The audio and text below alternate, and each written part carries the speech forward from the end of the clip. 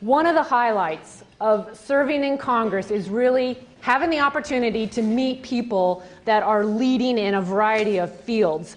And it's inspiring to me when I meet these people who have been able to take an idea that they have and turn it into a reality. You know, those innovators, the entrepreneurs, they always inspire me and make me want to work harder. I want to be a champion for American energy solutions, especially those being developed in Eastern Washington. And we really have had some leaders when you take into consideration whether it's the hydropower, the wind, the solar, the biomass, companies that are at the forefront of applying technology that helps consumers manage power in their homes and their businesses. And I want to applaud all of you in this room for recognizing and developing smart grid technology long before it became the popular and political buzzword. I know that we're going to have some great ideas that come from this conference. And I also recognize that this is in some ways a challenging time for the country. So much of the focus has been on the economy, what steps Congress is going to be taking to get our economy on track. And I see the energy piece as playing such an important role right now in helping get our economy back on track, and there's some unique opportunities that we face. First, let me say that I am a big believer in American energy, and we need to use the energy that we have while developing the alternative energy sources and the new technologies to make America energy independent. And we've been talking a lot about that. But now is the time that we could really start making it happen, because I think we all recognize we're paying too much in dollars and in military lives at risk for the energy that we import on supertankers. During the 111th Congress, I am honored to be serving as the ranking Republican on the Water and Power Subcommittee of the Resources Committee. And in the Pacific Northwest, we have the kind of energy mix that America needs. In terms of renewable energy, Washington and Oregon are leaders. We are some of the greenest, cleanest states in the country. And I think it's important that we recognize that one of the sources of that clean, renewable, and affordable electricity is our hydropower system. In Washington State, we get 65%, 2/3 of our electricity from the hydropower system. And then that is supplemented with nuclear and the growing wind power that we have. And just thinking about hydropower, I want to there's another example of where technology is really making a big difference. The technology now at those dams and the new improved turbines have had a significant impact on increasing the fish runs too. In recent years, we've seen a record number of fish returns, which is also an example of where technology is making a big difference. But as you all know, we need to make better use of the electricity that we generate. Smart grid technologies have the potential to save energy that's equal to dozens of nuclear or hundreds of coal power plants. In the 20th century, the federal government led the way as the small state highways, with their uneven standards and bumpy roads, were supplemented by a single national interstate highway system with an incredible improvements in the movement of goods. The late 20th century brought the internet with an unimagined improvement in the movement of ideas. And now in the 21st century, we have the opportunity to change our electrical grid from a patchwork system with uneven structures and standards to a nationwide area smart grid that can revolutionize the movement of power. Instead of the power grid being a one-way street from generator to consumer, it will become a smart grid with power flowing from rooftop generators and small windmills, as well as from dams and power plants. And right here in Eastern Washington, we have companies that are leading in this smart technology.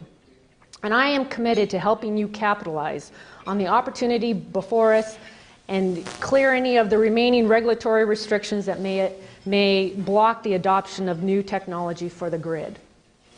Beyond the energy issues, my top priority in Congress has been focusing on turning our economy around and helping those small businesses and middle-class families that have been struggling. The stimulus bill and the budget have both been a mixed stew of good ingredients and bad.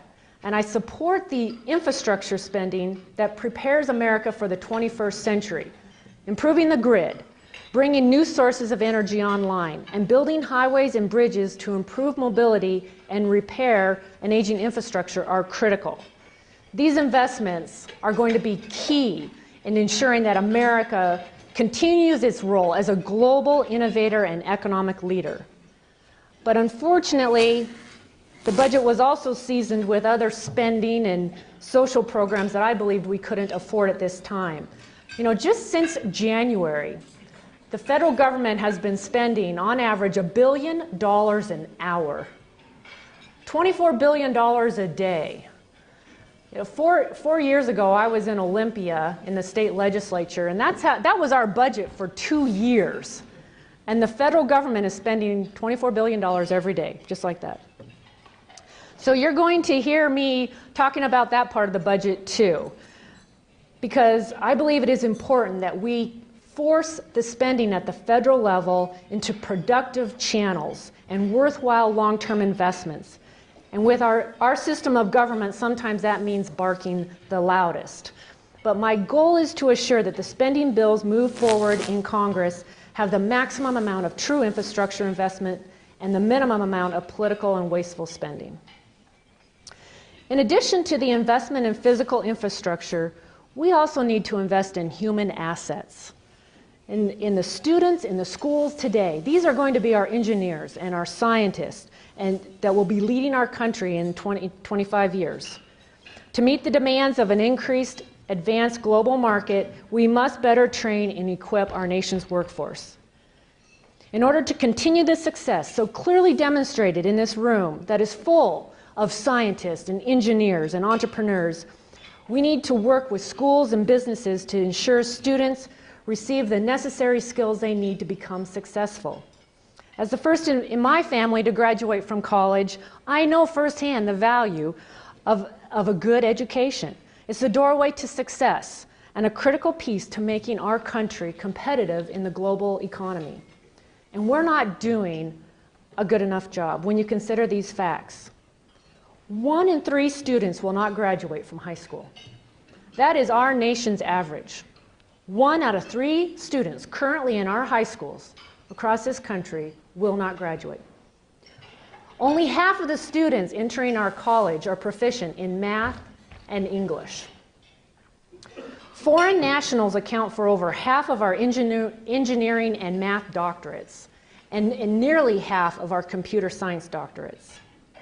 And today, over half of China's undergraduate degrees are in math, science, technology, and engineering, and it's more than will graduate in total. And only 16% of our graduates are pursuing these fields. I'm pleased to hear that President Obama is talking about education reform, rewarding the best teachers, empowering local school administrators, and setting standards.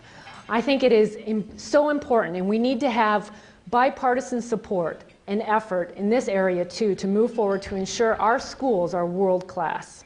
Last year, I was pleased that President Bush signed a bill that I had introduced that was focusing on improving education in the fields of math and science and foreign language, and providing incentives for students to enter into these fields. It also included a provision that allows school districts to recruit content specialists. Sometimes we refer to that as adjunct professors, but it's people like you that we could recruit possibly to go into our classrooms and help teach math and science, bring that real-world experience into our classrooms, and help connect with our students. We need to inspire them. And right now, I'm quite concerned that not enough of them are inspired. They don't recognize the tremendous opportunities that exist. For generations, the greatest source of energy in America has been the creative energy of the workforce and scientists who have met every challenge with innovation and new technology. You are proof of that, and I commend you.